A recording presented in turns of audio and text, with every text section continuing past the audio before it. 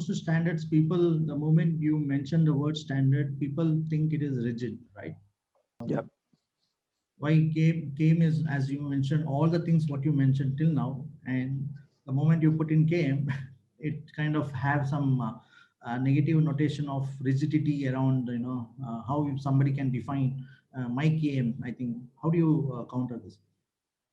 Yeah, I think that's right, and that's a base level understanding. When I talk about moving people's mindsets, and that's what we do when we do KM, right? We shift their mindset from, this is the only way that this can be done, to maybe there are many ways that we can do this. What do we know? How do we gather the knowledge that we have? How do we even become aware of what we don't know? And how do we find that knowledge? Do we buy someone? Do we hire someone as a consultant? Do we read more books? Do we connect to other partnership and have strategic partnerships with other organizations? There are many, many ways of getting knowledge and getting it flowing in your organization. But the way that I see, getting people to where they need to be is just start the conversations and be aware. Knowledge is not about a rigid thing. It's about a flow. To me, how do you, if people are writing big volumes of manuals with rules about what you can and can't do, I don't think they understand. And when I'm trying to shift a mindset, I go through 4 layers, and I talk about this in Knowledge Succession, a book from a few years ago that I wrote. But the first, there's 4 A's. The first one is awareness. Are you even aware of what knowledge can do for you? And if you think it's a rigid thing that's going to try and control you, then you're not fully aware. People talk about capturing knowledge like it's a prisoner, right? I talk about releasing knowledge. Get it out of jail. If you've got it locked into SharePoint, get it out and get it flowing. Get it being shared and applied by as many people as you can. Release it. So it's about awareness, and awareness is from not fully understanding what knowledge is about, to actually understanding that knowledge is a way to make you, your team, your organization, and maybe even your partnerships with other organizations connect better and get more flow. When you've got that awareness, you go, oh, it's not trying to lock me down, it's trying to enable me to do more. Then the second A is attitude. What normally happens is when somebody becomes more aware of something, like I become more aware of global warming. Oh, so what does that mean for me? I resist. Does that mean I have to change my lifestyle? Does that mean I have to stop driving my car? Does it mean I have to stop going out with my friends? I don't understand. When something is new and unfamiliar, the natural response is resistance. And this is why change is so difficult, right? So what you want to do, once they become aware, you say, oh, but don't be afraid of this. This will actually help you. So you shift that resistance through to engagement. So let's help you to understand and why, instead of resisting this, you can engage with this. And then once they're aware and they're starting to engage, I go, oh, wow, I didn't know I could do that. Oh, wow, I didn't know Santos was an expert in this and I can have a conversation with him, So, I didn't know that I could connect with these other people through forums. Then you work on ability. So that's the third A. So now I'm aware, I want to get better, I want to engage, but I don't know how. I don't have the ability, I don't have the knowledge, I don't have the connections. So that's when you then start on, education and training and handholding and, support. So you build the ability from not knowing to knowing how. Yeah. And this is what is not in the standard. The standard is making you aware of what you should be doing and the kinds of things that you need to do, but it's not telling you how to do that. That's where you need to say, how do we do this in our context within our organization? And that's the building of the ability. And of course, then that leads to the final A, which is action. What actions do you need to take that will accelerate your path towards that enhanced performance? Yeah. Just to again, we are still in that same mode. So I have one more question for that. Now, yeah, standard is great. Fine. Whatever you mentioned about rigidity, all right. Once I'm going to understand what it is. But again, knowledge management, again, the consultants are going to use it as a product and they're going to, bit around the companies. Yep. And all. So people are going to, make it more commercialized and like that. I mean, don't you think we should avoid that? Yeah, look, yeah, I think that people who get certified for ISO 30401 are doing it for commercial purposes. Yeah, because what they're doing, and there's nothing wrong with that. I'm not anti-commercial. What they're really doing is they're saying, we have proven to an external auditing body that we are complying to the standard. And that should give their clients more confidence and kudos or credibility to say, well, if you've proven that you're at this standard, then we have more confidence in developing a partnership with you. Just like if you were certified to any of the other management system standards that are released under ISO, like, risk management or quality management. Yeah. I think, if you're thinking about working with someone and, you need to know who they are, but the fact that they are certified by an external body to an international standard, you would say, well, that should give me some confidence to know that, there is some credibility behind what they're doing. Yeah, that's one part, but also the fear is that people are going to impose standards. Certification needs to be imposed. I think there's the underlying, there's this kind of brewing around, as to Yeah. culminate to some force, and again it can culminate into some pushing things and showing on the throat. I mean, somehow I think there's some negative notion around this. I mean, what do you have to say about that? Yeah, no, it's a big risk, and we made that mistake back in the 1980s with the ISO 9001 standard, right? And you will see elements of that happen. There will be people who don't want to do their own homework. If I want to build a relationship with you, I don't just say, oh, are you ISO certified? Tick. Therefore, that's my due diligence done.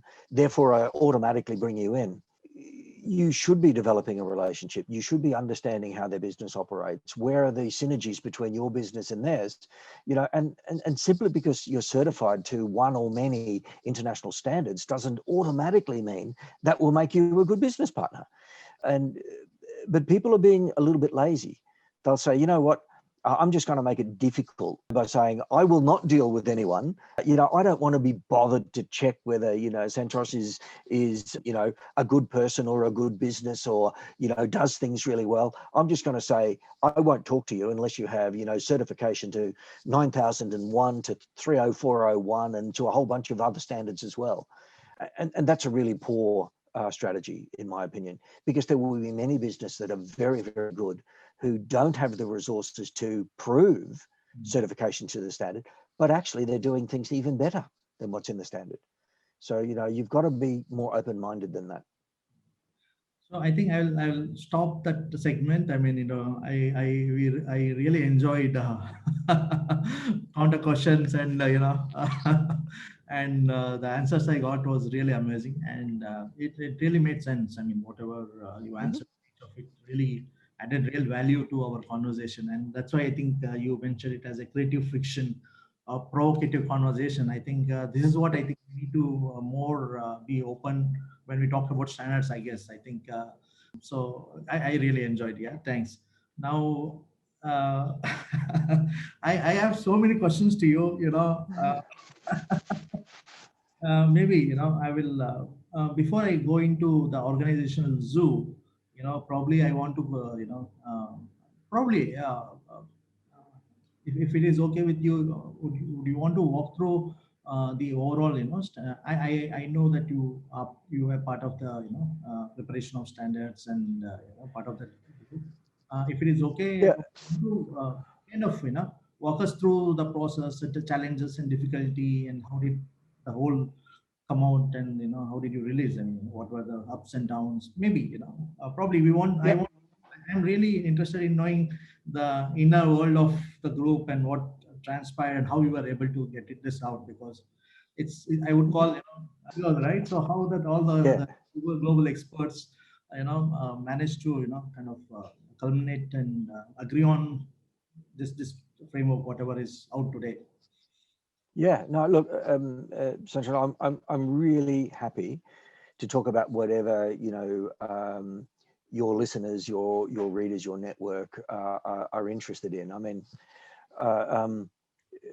any one of us has all sorts of experiences and stories that we could tell, but the most important thing around knowledge management is to share the ones that are relevant to the people, so that you're sharing some sort of benefit for them.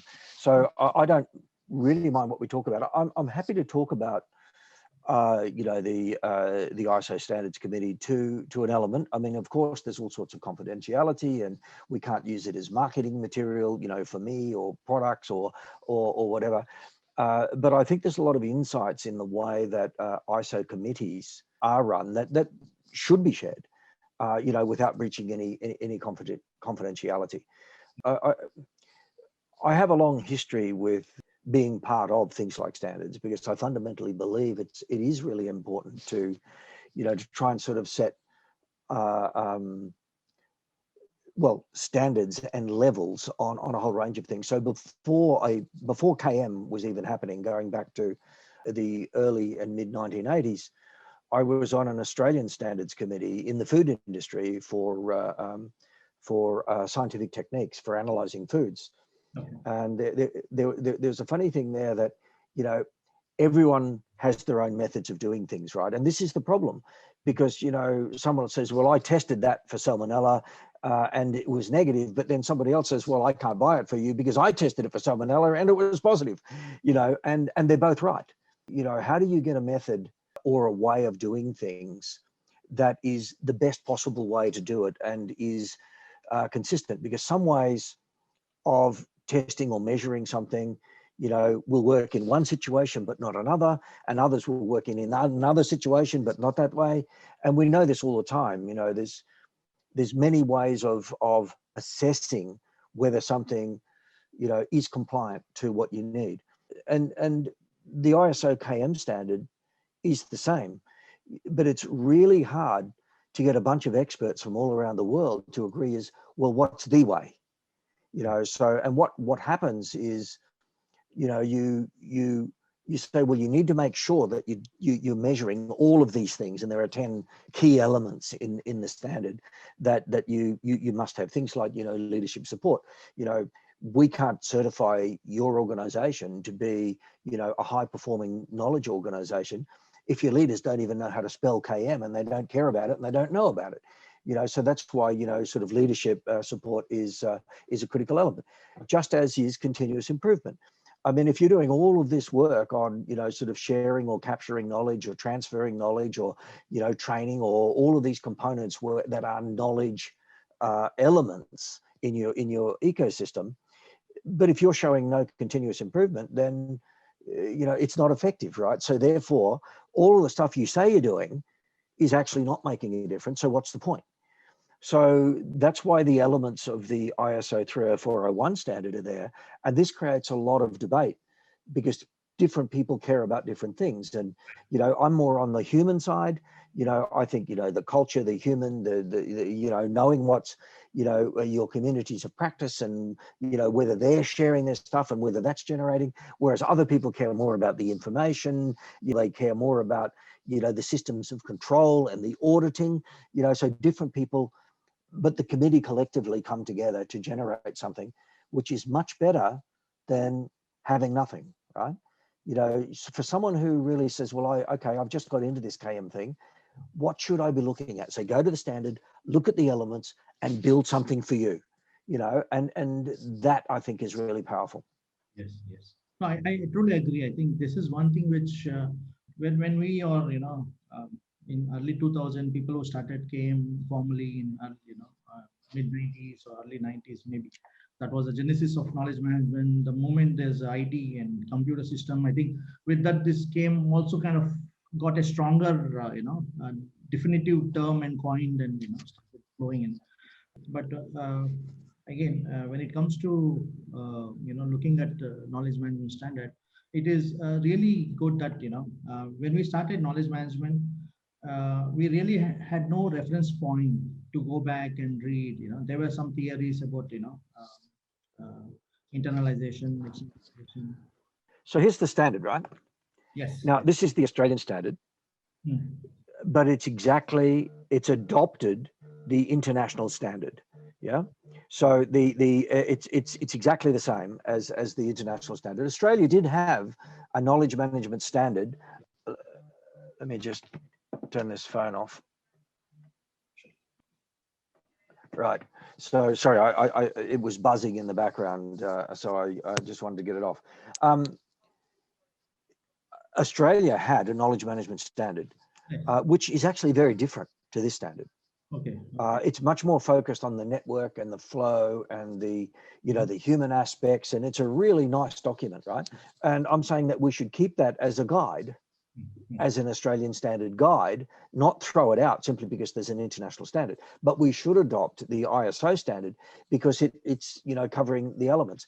But I mean, if you look at this, you look at the elements of this standard, and at a very basic level, should you understand the context of knowledge in the organization? Well, absolutely. If you don't understand that, how can you move? Should you have a knowledge management system? Should you have a way of, formalizing, what knowledge you know, where your gaps are, how the knowledge flows? Well, of course, that's pretty obvious, but how do you do it? And you can go through, do you have knowledge management enablers? Do you understand the roles that are knowledge dependent and how they work? Do you plan what kind of knowledge you need? How does knowledge inform strategy? You look at this, is there awareness? Is it communicated? You look at these elements of the standard, you say, well, which one of those wouldn't you have? Why wouldn't you have one of those? But for someone who doesn't know, they won't realize that continuous improvement, communication, leadership development, all of these things are related to knowledge and how it flows in your organization. So that's why the document has a very good base showing the interdependencies between these. That is why the ISO standard is powerful. Okay. Well put. I mean, you kind of summarize the whole standard in very simple perspective. Thank you for that.